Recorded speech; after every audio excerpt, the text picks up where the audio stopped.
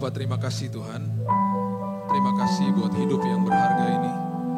Dan kami juga berterima kasih buat masa depan kami yang ditanggung penuh oleh Tuhan. Itu sebabnya Tuhan, kami begitu yakin Tuhan sudah ada di hari esok kami, menyiapkan yang terbaik bagi kami. Tuhan, terima kasih bahwa Engkau adalah sumber atas segala sumber, raja atas segala raja atas hidup kami. Sebabnya Tuhan, hari ini kami membutuhkan firman Tuhan setiap hari terus-menerus untuk diisi di dalam kehidupan kami. Supaya kami mengerti dan terlebih lagi Tuhan, hidup kami dikuasai firman Tuhan. Karena firman Tuhan menjadi pelita dan pedoman bagi langkah-langkah hidup kami.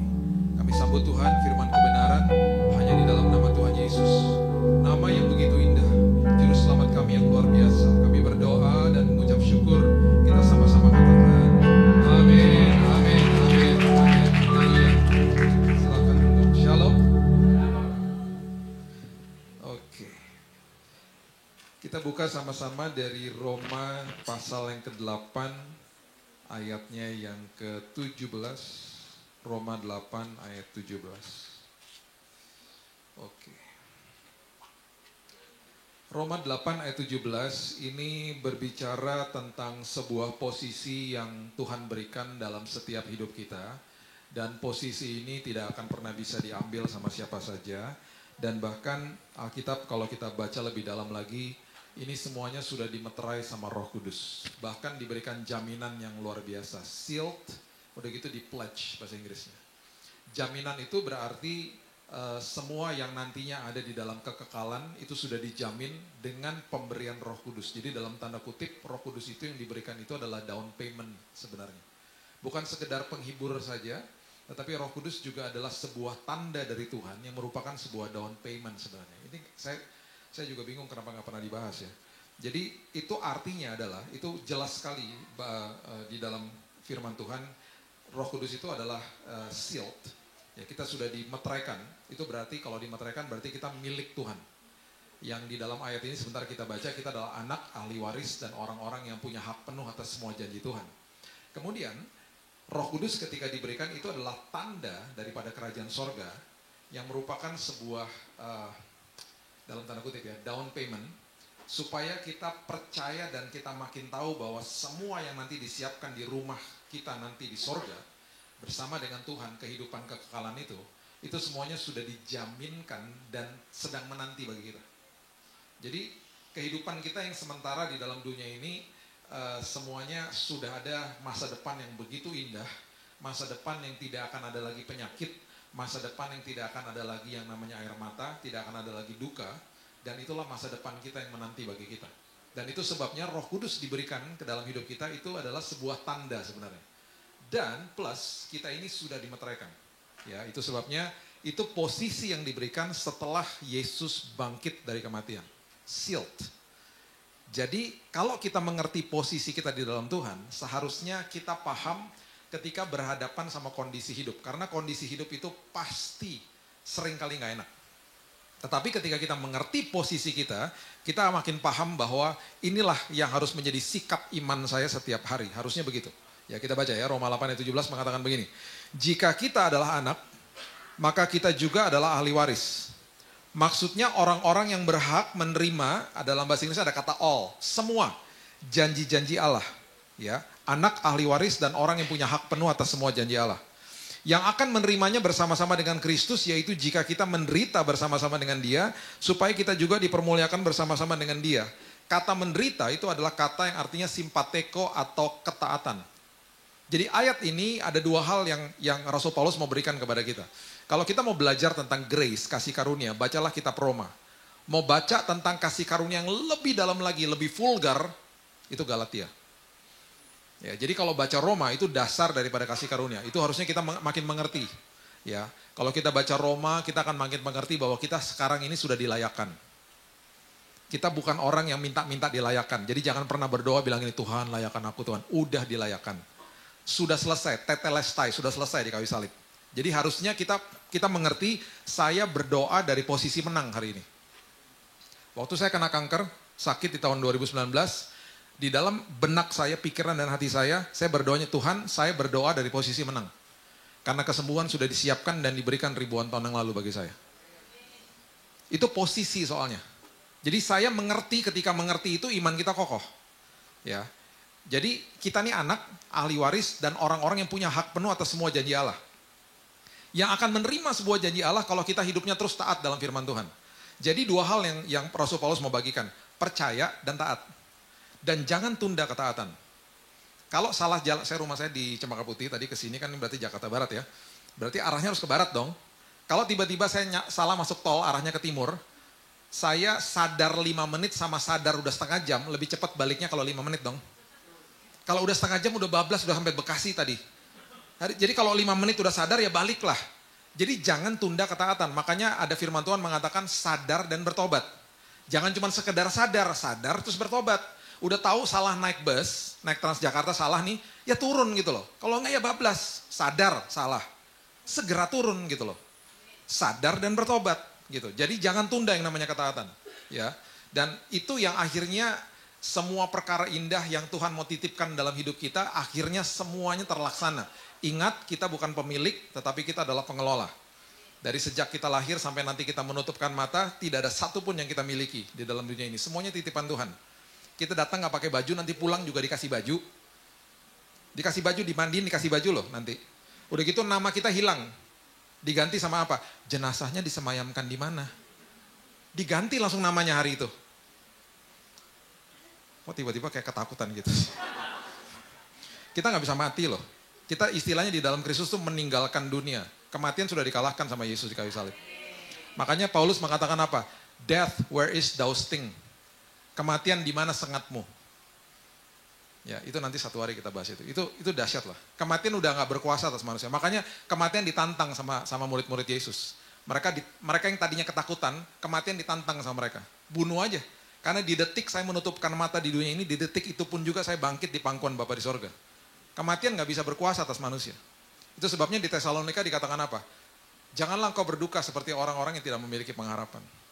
Jadi semua orang yang sudah dipanggil pulang, betul kita sedih. Saya tidak mendiskreditkan itu. Saya kehilangan ayah saya yang sudah pergi duluan. Ya, bukan kehilangan, lebih tepatnya saya kangen lah sama dia. Dia sudah pulang duluan ke markas besar. Saya sampai hari ini masih suka nangis kalau ingat dia. Karena dia sangat dekat dengan saya. Sudah meninggalkan dunia ini sudah 13 tahun yang lalu. Tetapi satu hari nanti kita akan bertemu lagi dengan mereka. Jadi kematian tidak berkuasa atas anak-anak Tuhan. Nah, posisi kita di dalam Tuhan itu yang menentukan iman kita.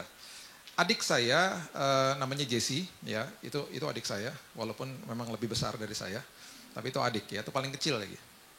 Zamannya dia susu udah lebih maju kali, jadi makanya tubuhnya lebih besar. Nah, waktu dia masih SD, ya, kami dulu tinggal di daerah Menteng. Bapak Ibu kalau tahu Metropol, pernah lewat Metropol, di sebelahnya ada gedung gereja Isa Al-Masih bentuknya kotak gitu ya. Itu dulu rumah saya di situ. Terus orang tua kami di tahun 60-an terus masuk ke tahun 75, tahun 67 mereka mendirikan yayasan namanya Immanuel. Kalau pernah ke toko buku Immanuel itu pelayanan kami. Kalau pernah baca buku yang tulisannya ada logonya Immanuel itu juga pelayanan kami. Dan kami tinggal di situ, di jalan Pegangsaan itu. Jadi kalau mau ditanya saya anak Menteng nih dulu ya. Sekolah di Menteng juga, di Jalan Mendut. Tahu Radio Prambors? Nah itu sebelah sama saya tuh, sebelah sekolahan saya. Prambors artinya Prambanan dan Borobudur. Jadi ada Jalan Mendut, Jalan Prambanan, Jalan Borobudur. Yang masih kecil-kecil, apaan sih tuh gitu. Nama candi sayang. Nah itu di jalan situ. Nah saya kalau dari rumah tuh jalan ke sekolah waktu masih SD jalan kaki lah. Nah SMP, waktu masih SMP, saya pindah ke SMP K3 Penabur di Jalan Diponegoro. Ya, jadi nggak jauh dari Jalan Mendut itu, cuman dipisahkan sama kali gitu ya.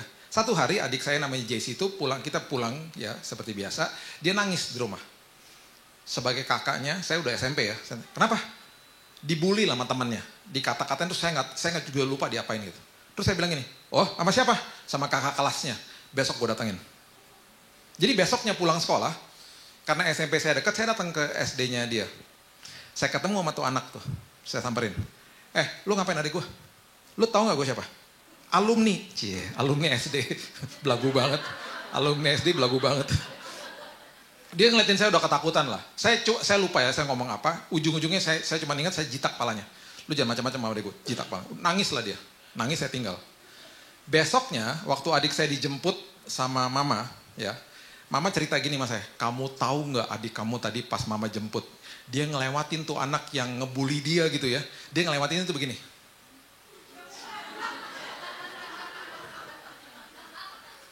Dengan kata, dia nggak ngomong apa-apa, dia cuma lewat, dia dalam bahasa tubuhnya gini, lu berani sama gue, lu berani bully lagi, kakak gue datang lagi. Temennya nggak berani ngapa-ngapain, diem. Kenapa dia berani? Karena dia ngerti posisinya, dia adiknya saya. Kakaknya yang alumni. Makanya Paulus bilang apa? Aku bermegah di depan kesengsaraanku. Karena ini kesempatan untuk belajar tekun. Karena abis itu aku akan dapat sebuah karakter yang tahan uji dan pengharapan yang tidak pernah mengecewakan. Aku bermegah di depan kesengsaraan atau pergumulan hidupku karena aku tahu aku siapa. Gitu loh. Jadi posisi kita itu nggak bisa digantikan sama siapapun. Kalau makin mengerti posisi kita, makin cakep kita menghadapi kondisi hidup. Karena kondisi hidup berubah-berubah. Dan ironisnya dari kita lahir sampai nanti kita menutupkan mata di bumi ini, kita tidak akan pernah lihat Tuhan. Nggak akan pernah lihat dia. Jadi secara fisik kita nggak lihat dia, dan itu yang akhirnya menjadi ketakutan bagi banyak orang karena yang kita lihat di depan kita masalah. Ya, Lukas 15 ayat 12 coba lihat. Lukas 15 ayat 2. Saya punya waktu sampai kapan ya? Ntar bablas lagi. 40 menit, 30 menit ya? 40, oke. Jam 9 lah ya selesai. Terlalu ketakutan, malam banget. Lukas 15 ayat 12. Kata yang bungsu kepada ayahnya. Perhatikan kalimat ini. Ini keren banget sih. Yesus lagi ngajarin orang Farisi, dia kasih perumpamaan. Perumpamannya dia tuh, saya kalau baca perumpamaan Yesus, sampai kadang-kadang terkesima sendiri gitu. Wow. Pelan-pelan nih bacanya. Kata yang bungsu kepada ayahnya, nih Yesus lagi cerita sama orang Farisi. Bapa, berikanlah kepadaku bagian harta milik kita. Berikan kepadaku bagian harta milik kita yang menjadi hakku. Bagian harta milik kita itu akses.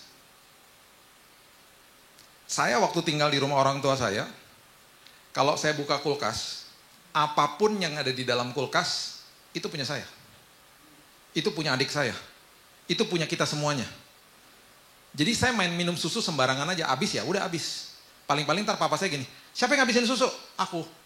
Terus dia paling ngomong gini sama mama, lain kali beliin susu lebih banyak, anak-anak lagi suka minum susu. Cuman gitu doang. Tiba-tiba roti habis, siapa yang ngabisin roti? Lain kali beli roti lebih banyak. Zaman dulu ya, yang cuman bakery yang paling ngetop namanya Holland Bakery di Jalan Hayamuruk. Cuman itu doang loh. Yang ketawa seumuran sama saya nih. Yang bingung. Sekarang kan udah banyak Holland Bakery. Wah, di mana-mana Holland Bakery. Coba buka GoFood. Wah, banyak banget. Dulu cuman satu, Hayamuruk. Jadi kalau papa ngajakin Holland Bakery, wah kita senangnya minta ampun. Tahu gak kita borong apaan? Long John. Tahu gak? Tahu ya? Tahu kan, roti yang atasnya ada mesesnya. Kemarin sore, saya baru bangun tidur nih, lagi ketiduran sore-sore kan, bangun sore, tiba-tiba saya bilang gini sama istri saya, kenapa aku pengen banget Long John? Tiba-tiba udah lama gak makan gitu, kangen banget sama Long John gitu, karena ingat papa saya kan. Saya pesen di GoFood, abis loh di mana-mana. Abis di mana-mana. Sampai hari ini rupanya masih laku. Saya pernah khotbah tuh di PT Asaba yang punyanya, yang memiliki Holland Bakery. Saya cerita kayak begini, abis selesai khotbah dikasih 2 karung. Pak, suka ya Pak, ini Pak buat bawa pulang. Banyak amat. Nah, abis makan Holland Bakery, jalan sedikit ke depan Gandhi Steakhouse. Nah, makan es krim yang begini nih dulu. Oh ya, banyak juga umuran saya di sini ya. Tuh enak banget tuh. Itu bagi kita udah rekreasi tuh. Mall yang cuma satu tau nggak apa? Pasar Baru. Nggak ada mall. Waktu itu tahun 80-an akhirnya ada mall Ratu Plaza gitu. Bingung ya kalian ya. Dulu kayak gitu Jakarta, aduh TV cuma satu, TVRI doang coba, sengsara loh dulu tuh. Nah itu yang terjadi, jadi apapun yang papa saya punya saya miliki. Itu namanya akses. Itu yang Yesus sedang ajarkan kepada orang Farisi dan dia ajarin kepada murid-muridnya, kamu tuh punya akses. Jadi si bungsu bilang apa? Harta milik kita yang menjadi hakku, dia melepaskan akses kepada kepemilikan. Gak bisa. Orang Kristen, setiap kali orang Kristen merasa memiliki, habis sudah. Karena gini, kalau kita merasa kita memiliki, apa yang terlepas dari tangan, terlepas dari hidup. Supply nggak ada soalnya. Akhirnya ampas yang menjadi makanan babi kelihatan menarik bagi si bungsu. Akhirnya dia balik pulang. Kalau akses, apa yang terlepas dari tangan, nggak akan pernah terlepas dari hidup, karena supply jalan terus, melekat kan. Makanya dia membuat metafor-metafor yang luar biasa. Kamu ranting, aku pokok anggur. Kamu nggak usah berusaha, ketika kamu percaya kepada aku, kamu sudah melekat. Nggak usah berusaha melekat, kamu sudah melekat kalau kamu percaya. Jadi waktu saya sakit, saya bilang ini, Tuhan aku kan ranting, melekat kepada pokok anggur. Pokok anggurnya kan Yesus. Pokok anggurnya nggak punya kanker. Berarti apa? Nutrisi kesembuhan mengalir kepada rantingnya itu saya. Berarti saya percaya Tuhan, besok kesembuhan mengalir dan menyembuhkan tubuhku. Bahkan menyembuhkan darahku yang sedang hancur Tuhan. Jadi waktu berdoa begitu. Berdoa karena apa? Karena mengerti posisi saya di dalam Tuhan. Gitu loh. Ya, itu sebabnya di Yakobus pasal yang pertama ayat yang kedua, Yakobus ngomong begini, ini ayat cukup menggelitik soalnya ya. Yakobus 1 ayat 2 mengatakan begini. Saudara-saudaraku, anggaplah sebagai suatu kebahagiaan, count it all joy, atau saya dalam bahasa saya, tersenyum aja gitu ya kata Yakobus ya. Apabila kamu jatuh ke dalam berbagai-bagai pencobaan. Kata pencobaan itu sebenarnya artinya trials atau ujian. Jadi Yakobus lagi ngomong gini, kalau kamu lagi berhadapan sama sebuah ujian, kamu tersenyum aja, kamu happy aja. Kenapa? Karena arti daripada kata ujian atau pencobaan yang di ayat ini, artinya adalah perasmos. Kata perasmos artinya pengalaman dengan Tuhan. Kan dahsyat. Jadi Yakobus bilang apa? Kalau kamu sedang berhadapan sama sebuah masalah hidup, itu kesempatan kamu ngalamin Tuhan. Jadi kamu tersenyum aja, ngomong gitu. Itu maksudnya. Nah jadi kalau lihat masalah itu harus dilihat dari kacamata apa? Jangan lihat dari kacamata cobaan, ini ujian. Karena ujian itu mengeluarkan kelemahan saya dan memakai kelemahan itu untuk membuat saya lebih baik. Makanya kalau ujian matematika kita dapat hasilnya, kita langsung tahu, aduh nomor 2 salah, kenapa? Karena saya nggak belajar, saya nggak ngerti formulanya. Saya lemah di nomor 2 tuh, saya nggak ngerti tuh. Habis itu kan kita terekspos kelemahannya, dikasih tahu kelemahannya itu. Besoknya belajar lagi bisa nggak? Bisa. Terjadi ada remedial, ada ujian ulang, bisa. Kalau cobaan yang iblis mau kita alami itu adalah mengeluarkan kelemahan kita. Sama-sama depannya mengeluarkan kelemahan. Dan membuat kelemahan itu untuk menghancurkan kita. Karena kita nggak mau berubah. Di dalam setiap permasalahan hidup, aslinya kita keluar. Oh ternyata saya orangnya cepat tersinggung ya. Ternyata saya orangnya cepat marah, cepat asumsi ya. Cepat kepahitan ya saya orangnya ya. Nah kalau kita nggak mau berubah ya begitu aja terus. Semua kita punya ujian kehidupan termasuk saya. Dan biasanya orang yang mengatakan kita lulus itu adalah orang terdekat dengan kita yang memvalidasi bahwa kamu udah lulus. Saya dulu punya pergumulan yang paling berat itu sama motor yang ada di kota Jakarta. Kita ada 16 juta motor loh di Jakarta. Kenapa saya suka kesel sama motor-motor? Yang naik motor sini pasti semuanya sopan-sopan ya. Kenapa di Jakarta motor tuh nyebelin banget? Karena gini, belok baru lihat. Cret, baru lihat. Elah. Kaget dong kadang-kadang kita kaget klakson dong, pingin gitu. Dia berhenti, dibuka helmnya. Apa loh? Ayo. Emangnya hamba Tuhan Roh Kudus dia ada terus ngawang-ngawang gitu. Manusia juga, setengahnya Manado lagi nih. Makan pedes-pedes, darahnya panas juga. Istri saya punya password yang paling hebat kalau saya udah kesel. Dia pegang kaki saya, dia bilang ini, udah ya sayang, jangan-jangan dia jemaat. Saya kalau dengar kata jemaat, luluh loh hati saya. Itu langsung instan ada rasa kemurahan hati langsung. Belas kasihan. Kayak gitu loh. Iya ya, jangan-jangan dia lagi bete dimarahin bininya ya. Ya udahlah sayang, udah diem aja gitu. Udah saya diem langsung. Iya ya, jemaat. Besoknya ada motor nyebelin lagi. Istri saya bilang lagi, itu jemaat loh. Setiap kali motor nyebelin itu jemaat. Sampai bilang, ini jemaat gereja mana kurang ajar semua. Enak aja. Udahlah, maksud aku tuh gini loh sayang. Pokoknya kalau kamu lagi lihat motor nyebelin, kamu harus berpikir itu udah pasti jemaat gitu aja. Biar kamu tenang. Itu pergumulan di awalnya. Karena nyebelin, benar kan? Udah mepet-mepet, kadang-kadang ditabrak, dia main kabur aja. Waduh, banyak banget deh kejadian di Jakarta. 16 juta soalnya. Kendaraan itu ada di sini. Udah kayak semut kan, ngeri banget deh. Tiba-tiba tahun 2018 istri saya bilang gini, kok kamu sekarang udah oke ya, motor-motor banyak nyebelin, aku yang kesel, kamu diem aja. Lulus. Yang validasi siapa? Orang terdekat. Makanya ya, yang namanya mengerjakan keselamatan itu artinya working out, bukan working for. Bukan working for salvation, bukan. Udah dikasih keselamatan. Sekarang kita working out, kayak kita olahraga, kayak nge-gym gitu loh. Sekolah kehidupan namanya, pembaharuan budi. Karena waktu kita lahir baru, yang lahir baru dari tubuh, jiwa, dan roh, yang lahir baru apanya? Rohnya. Waktu roh saya baru lahir baru di tahun 98, jiwa saya ini kan penuh sampah. Kan jiwa ini kan perlu diubahkan, rohnya waktu baru lahir, kan baru lahir, jadi usianya lebih muda daripada jiwanya. Jiwanya udah penuh sampah. Nah berarti apa? Supaya rohnya bertumbuh dan makin kuat dan menguasai jiwa, rohnya harus dikasih makan. Kalau rohnya nggak dikasih makan, jiwanya terus-terusan dikasih makan, penuh dengan sampah, mana bisa hidup dipimpin sama roh? Rohnya lemah soalnya. Terus dikasih makan biar makin kuat, makin kuat, makin kuat, lambat laun rohnya itu lebih kuat dari jiwa, hidupnya dipimpin sama roh. Jadi jangan berpikir saya mau hidup dipimpin sama roh, tapi secara organik saya nggak kasih makan rohnya gitu loh. Makanya hubungan intim sama Tuhan adalah gaya hidup, bukan keharusan. Keharusan itu adalah orang-orang seperti anak kecil. Dan akhirnya yang terjadi apa? Capek, lupa, berontak. Anak kecil kan keharusan. Diharuskan gosok gigi, diharuskan makan, dikasih tahu terus kan lupa dia soalnya. Lupa, capek, berontak. Udah gosok gigi nggak? Lupa. Makan dong, ntar berontak. Udah belajar nggak? Capek belajar dulu. Capek, lupa, berontak. Sekarang yang udah besar-besar masih diteleponin sama mamanya, Pak, udah gosok gigi nggak sayang? Gitu. Kan enggak. Kenapa? Karena gosok gigi sudah jadi gaya hidup. Harusnya baca firman sama berdoa tuh jadi masuk level yang gaya hidup. Kalau gaya hidup nagih dari dalam. Tadi waktu saya datang semua lagi pada makan kan? Karena apa? Memang jam makan. Jam makan nagih lapar, ya kan? Nggak mungkin Bapak Ibu datang kepada saya bilang gini, Pak bagi makan dong, saya udah seminggu nggak makan. Loh kenapa puasa ya? Nggak Pak, lupa. Sepanjang minggu saya sibuk banget Pak, lupa makan loh Pak. Baru ingat nih, baru kelaparan nih setelah seminggu. Nggak mungkin. Karena tiap hari gaya hidup, nagih dari dalam. Nah kenapa baca firman sama doa nggak jadi gaya hidup? Gitu loh. Itu makanya setiap hari sekolah kehidupan nggak bisa stop. Nah ini dia, coba lihat ya. Matius 7 ayat 14. Matius 7 ayat 14. Karena sesaklah pintu dan sempitlah jalan yang menuju kepada kehidupan.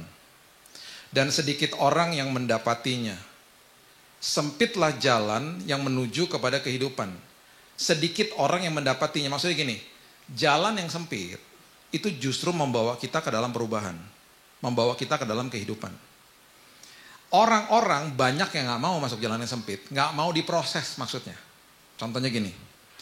Kita di Jakarta kita kenal yang namanya jalan tikus. Karena kalau kita pakai Google Map, tiba-tiba macet, kita diarahin masuk jalan-jalan tikus. Jalan-jalan sempit biasanya kan. Di dalam jalan yang sempit kita gak bisa ngebut. Kalau ngebut nabrak ayam, nabrak pedagang, anak kecil, motor. Sempit lah jalannya. Udah gitu rame kan pasti Jakarta. Di dalam jalan yang sempit gak bisa ngebut. Terus apa? Harus hati-hati. Orang yang suka ngebut dan gak hati-hati di mana? Jalan tol. Makanya kecelakaan paling banyak di jalan tol, bukan di gang sempit. Nah di jalan, nih ya saya kasih tahu nih. Saya ini tiap bulan ke Bandung karena mertua saya tinggal di Bandung, orang Bandung mertua saya. Nah beberapa bulan yang lalu, saya ini orangnya suka mengamati. Saya kalau mengamati orang, saya cepet gitu loh, masuk sesuatu gitu. Gak tahu kenapa ya. Saat tiba-tiba beberapa bulan lalu saya bilang gini sama istri saya, kamu tahu nggak? Kamu perhatiin ya, ada 2 jenis mobil yang paling sering masuk bahu jalan. Saya nggak mau sebut namanya, nanti Bapak Ibu kalau penasaran tanya sama Tuhan aja ya. Kalau ada yang merasa memiliki mobil itu, pasti nggak seperti begitu. Ya, ini orang-orang yang lain. Saya bilang gini, kamu perhatiin ada 2 jenis mobil yang paling sering masuk bahu jalan. Terus dia bilang, ngawur aja kamu, halusinasi. Coba kamu hitungin. Bener loh. Sampai di Bandung nih, sampai masuk ke tol Pastur, dia bilang gini, kamu tahu nggak? Aku ngitungin dari tadi 85% itu 2 jenis mobil itu. Ya, saya kasih tahu ya. Saya ngobrol sama teman-teman polisi. Mereka bilang gini sama saya, Pak, kecelakaan fatal terjadi karena orang yang masuk ke bahu jalan itu kan selalu buru-buru, karena dia tahu dia salah. Makanya orang yang masuk bahu jalan gak ada yang pelan-pelan. Udah dia mau dahulin kendaraan yang lain. Bayangin ya, jalan ke tol ke Bandung tuh ada beberapa ruas yang udah sampai 4 loh ruasnya. Nggak macet, nggak. Cuman karena nggak sabar aja, masuk bahu jalan buru-buru. Nah orang yang sedang mengalami emergency, misalnya makanan tumpah, misalnya anak kecilnya mau buang air kecil, misalnya terjadi serangan jantung misalnya. Misalnya terjadi ban pecah, itu kan jalur bahu jalan itu adalah untuk tempat emergency, betul nggak? Nah, 90% orang yang masuk ke bahu jalan karena emergency, mereka nggak lihat spion ke belakang. Mereka cuma lihat kiri, kosong, mereka masuk langsung nepi. Mereka tidak sadar di belakangnya ada mobil yang kencang banget masuk bahu jalan. Terjadilah kecelakaan fatal. Mobil yang merasa bahwa bahu jalan tuh aman-aman aja, dia nggak pernah tahu bahwa tiba-tiba akan ada mobil masuk ke bahu jalan karena emergency. Terjadilah kecelakaan fatal berkali-kali. Dan itu teman-teman polisi kalau ngomong saya, aduh Pak susah Pak ngaturnya Pak, orang Indonesia tuh susah diatur emang. Kecuali kalau di dalam jalan tol di dalam kota yang tiba-tiba macet, tiba-tiba polisi ngomong gini, yuk pelan-pelan semuanya masuk bahu jalan supaya tambah satu ruas lagi, itu nggak apa-apa. Semuanya rame-rame pelan-pelan masuknya, udah aman. Terus diatur sama polisi, ada petugasnya. Ini enggak. Tadi barusan saya lewat jalan tol, mobil itu lewat lagi di kiri. Tuh kan dalam hati gitu, tuh itu dia lagi. Jadi di dalam jalan yang sempit, kita tuh harus hati-hati, harus sabar. Terus saya pernah ya, udah di ujung di dalam jalan yang sempit ini, 200 meter lagi itu jalan raya. Saya langsung begini dong, aduh jalan raya nih, waduh seneng deh jalan raya. Tiba-tiba nggak bisa move, karena apa? Ada motor di situ dan orang sudah dipanggil dari dalam. Di dalam jalan yang sempit, kita suka dibanding-bandingin sama iblis. Disuruh melihat kehidupan orang-orang yang di luar sana yang kelihatannya kok enak-enak aja. Terus kita karena nggak paham kita ngomong gini, Tuhan kenapa sih mereka diberkati saya enggak? Karena kehidupannya lancar-lancar aja. Kita nggak sadar bahwa kita yang sedang dibentuk sama Tuhan di dalam jalan yang sempit. Diajarin sabar, diajarin hati-hati, diajarin untuk tidak banding-bandingkan diri sama orang lain. Justru kita sedang diberkati Tuhan. Karena kita sedang diubahkan sama Tuhan. Kita nggak paham akhirnya. Makanya kata berkat pertama kali yang diucapkan sama Yesus itu ada di Matius 5. Dia bilang apa?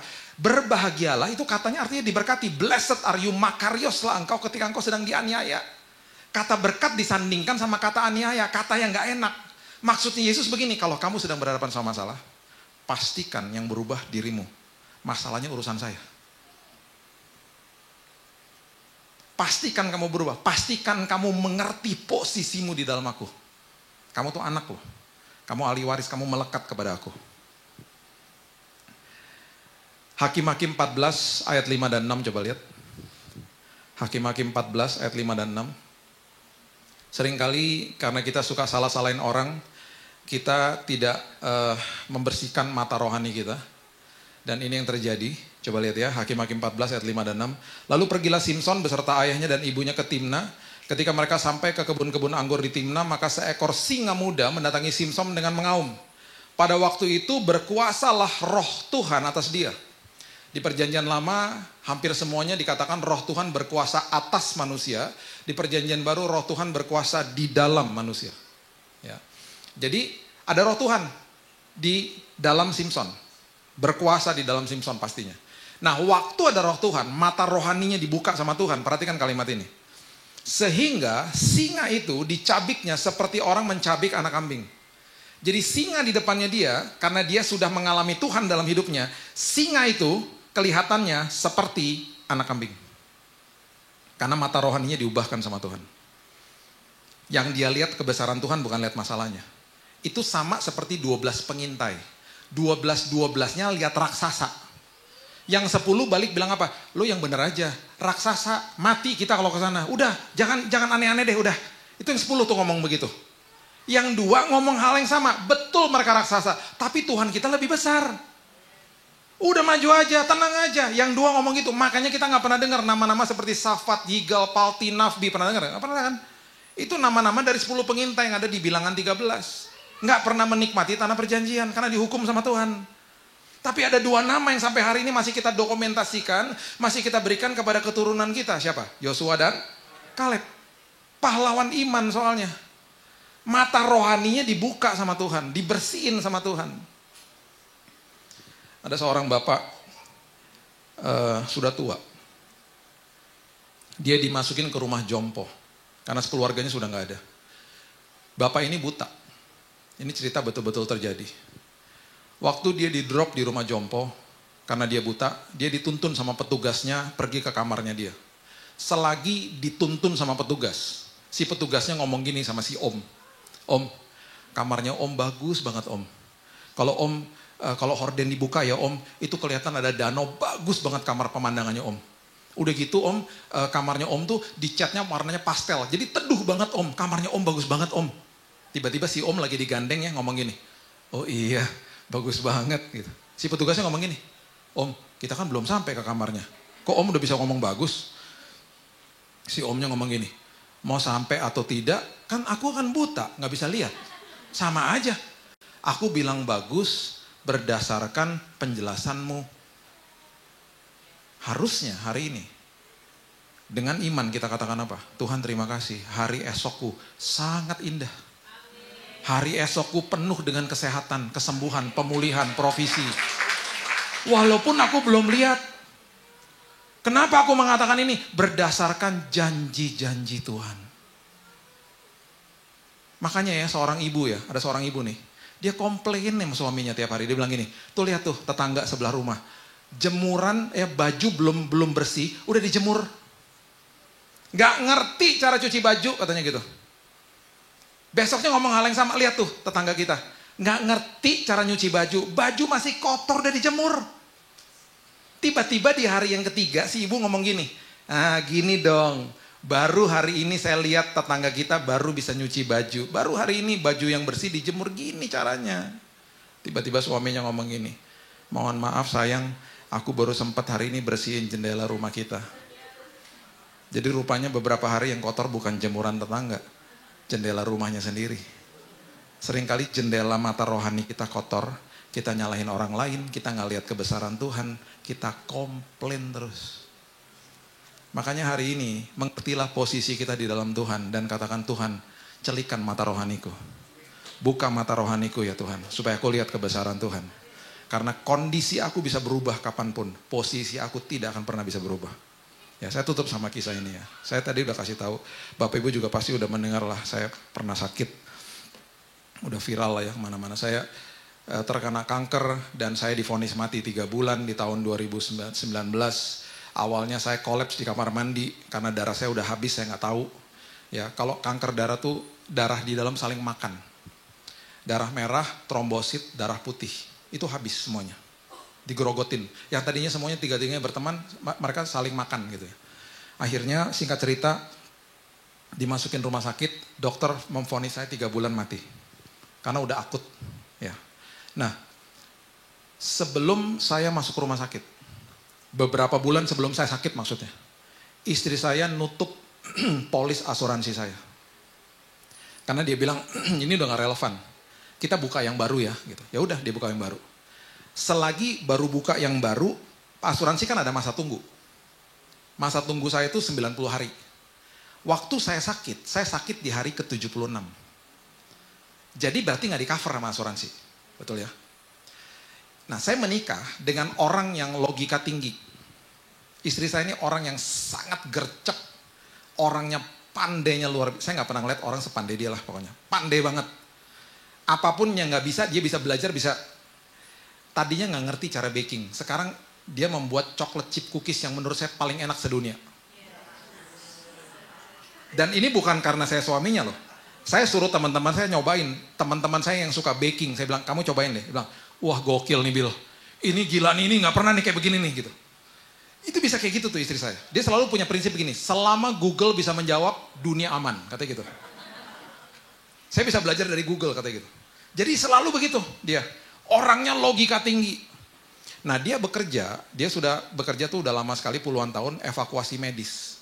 Ke Singapura, jadi dia dunia medis dia tahu. Dia bukan dokter ya, tapi dia ngerti lah dunia medis, kenal sama banyak dokter, kenal dunia medis lah. Jadi waktu saya sakit, logikanya berjalan. Dan waktu saya sakit di hari ke-76, dia waktu doa dia gini, Tuhan 14 hari lagi Tuhan, sekarang gak ke-cover sama asuransi. Kita gak punya asuransi Tuhan. Waktu saya didiagnosa di Singapura, di tahun 2019. Saya ngomong sama dokternya tanya gini, dok, kalau berobat di sini, saya nggak berani nanya biayanya, saya cuma tanya DP-nya berapa. Saya nggak berani nanya biayanya, DP-nya berapa dok? Dia sebut angkanya. Terus dia bilang gini, Pak, dalam hitungan 5 hari, Bapak sudah harus di kemo dadanya dibolongin, masukin selang. Berarti di hari keempat setelah hari ini Bapak sudah harus masuk rumah sakit. Terserah, mau di Jakarta silahkan, mau di sini silahkan. Kasih tahu saya. Oke dok, saya harus pulang dok ke Indonesia karena saya bawa anak saya yang kecil. Dia harus pulang dan dia harus dia berhadapan sama ujian SD. Waktu kami pulang, saya bilang gini sama istri saya, jangan kasih tahu siapa-siapa. Udah pasti keluarga tahu sama sahabat saya, udah, that's it. Waktu pulang, dalam perjalanan pulang, saya kalau berdoa panggil Didi, saya bilang, Dad, Didi denger ya tadi DP-nya berapa. Kalau aku ada DP-nya, dalam hitungan 2-3 hari ini, aku berangkat Singapura. Kalau enggak, aku berobat di Jakarta. Tiba-tiba, dalam hitungan 2 hari, uang itu ada di BCA saya. Dari beberapa orang yang tidak tahu apa yang dokter katakan. Sama sekali nggak tahu. Karena yang tahu cuma saya, istri saya, sama dokter. Sama Tuhan, dah. Bisa persis jumlahnya, persis jumlahnya. Saya bilang sama istri saya, wah ini Tuhan udah kasih, kita berangkat. Kembali lagi kan, logika tinggi kan. Itu kan baru DP, sisanya gimana? Terus saya bilang, lah kita kan minta sama Tuhan DP, bukan sisa, bukan semuanya. Udah deh berangkat, kalau Tuhan udah mulai, Tuhan akan akhiri.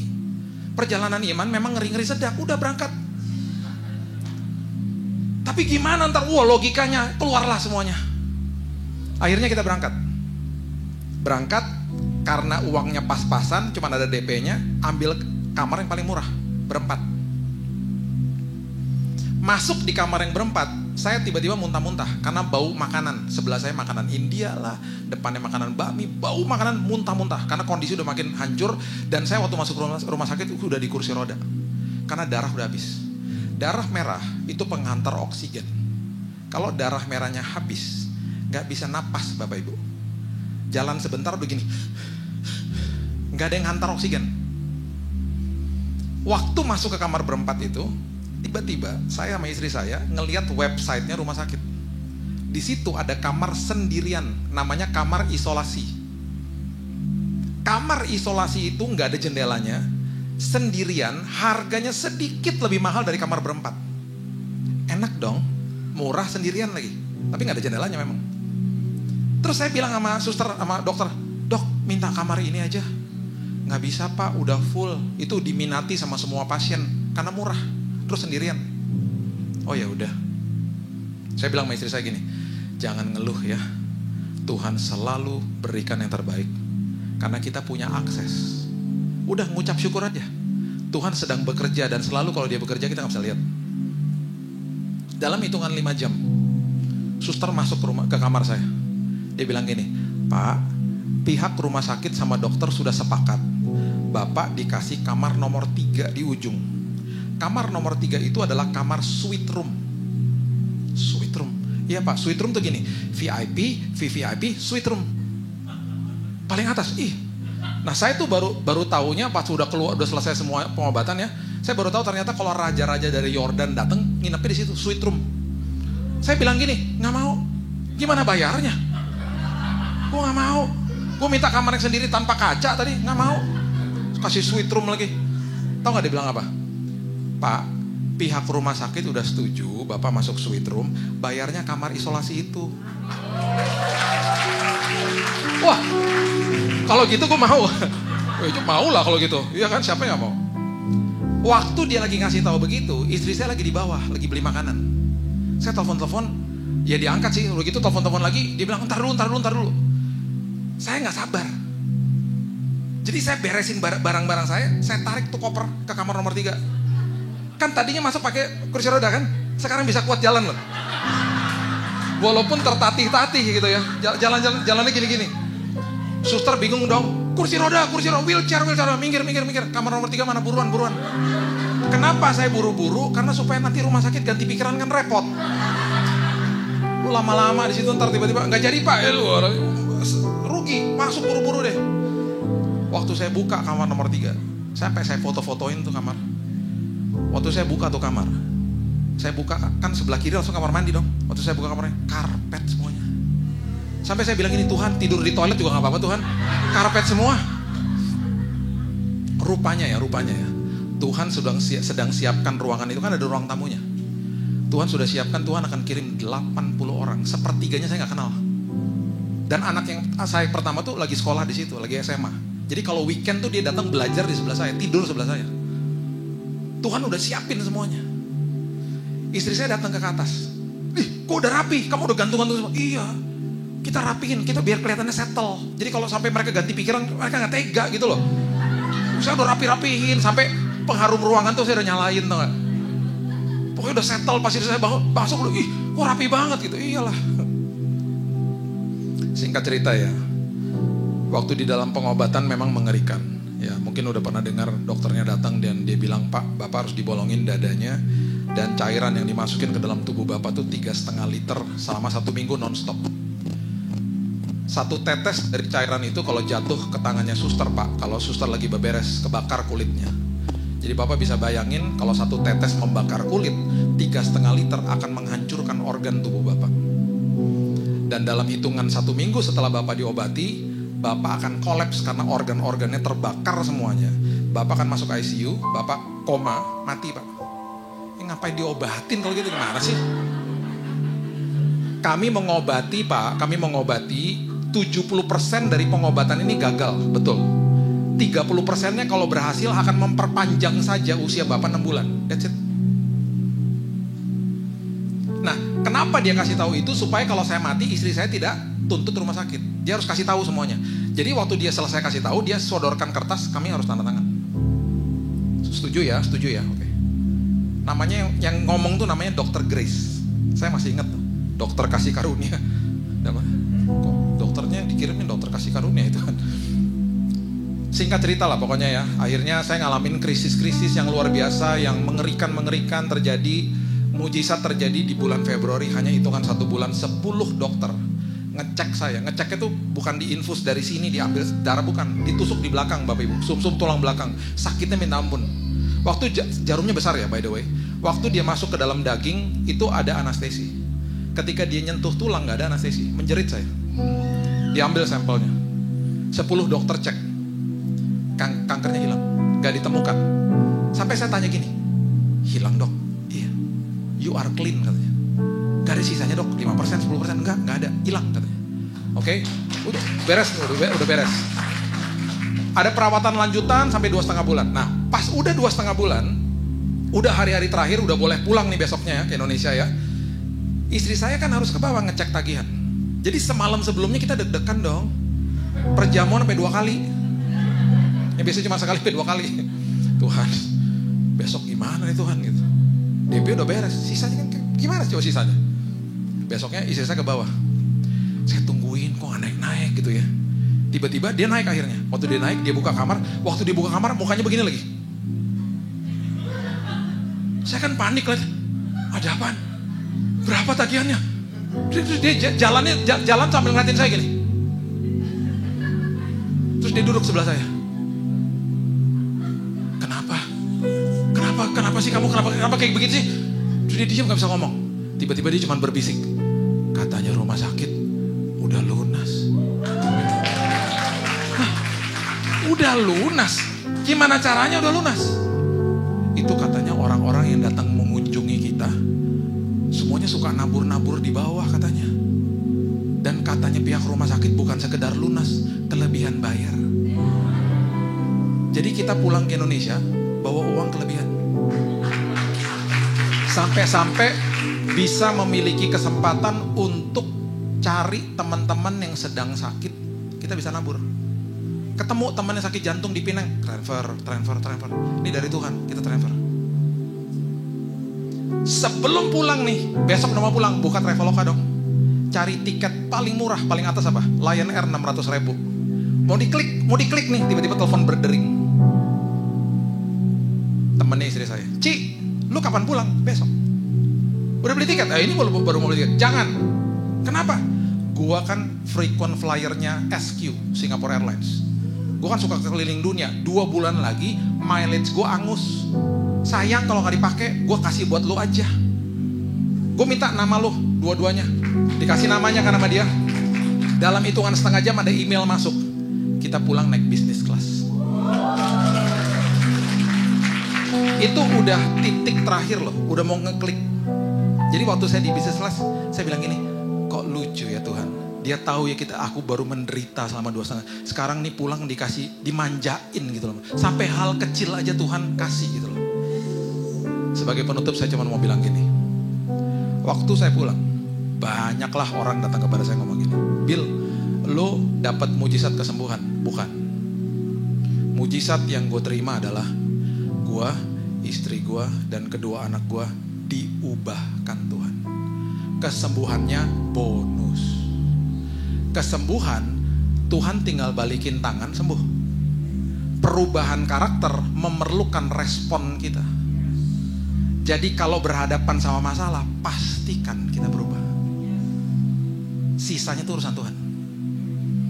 Jadi yang terjadi sama istri saya, dia udah menjadi orang yang tidak lagi berpikir secara logika. Karena Tuhan bawa ke dalam dimensi iman yang melebihi akal budi dia. Dan sampai hari ini dia katakan, kalau bukan Tuhan itu gak mungkin. Sampai dia bilang gini, kok bisa ya waktu aku lagi berdoa Tuhan ngomong gini, Roh Kudus ngomong gini, aku asuransinya kamu. Kamu gak punya asuransi, aku asuransinya. Kenapa? Karena dia adalah sumber atas segala sumber. Jangan kejar pipanya, kejar sumbernya. Kalau kita kejar sumbernya, kita menjadi orang yang mengerti bahwa kita punya akses kepada Bapa di surga. Berikan tepuk tangan kita untuk Tuhan. Bapak terima kasih, mengucap syukur buat malam hari ini. Hamba-Mu stop sampai di sini, tapi firman Tuhan terus berkumandang dalam hati kami. Kami percaya Tuhan dan kami mengucap syukur bahwa kami adalah anak ahli waris dan orang-orang yang punya hak penuh atas setiap janji-janji Tuhan. Itu sebabnya Tuhan, seperti Paulus katakan, kami justru bermegah di depan pergumulan hidup kami. Karena itu kesempatan di mana kami berubah, mengalami Tuhan, dan memiliki karakter yang tahan uji. Terima kasih Tuhan, ubahkan hidup kami. Dan kami percaya Tuhan, kami akan penuh dengan kesaksian karena kehidupan kami mengalami Tuhan. Hanya di dalam nama Tuhan Yesus kami sudah berdoa dan mengucap syukur untuk kebenaran firman Tuhan. Kita sama-sama katakan, amin. Tuhan berkati.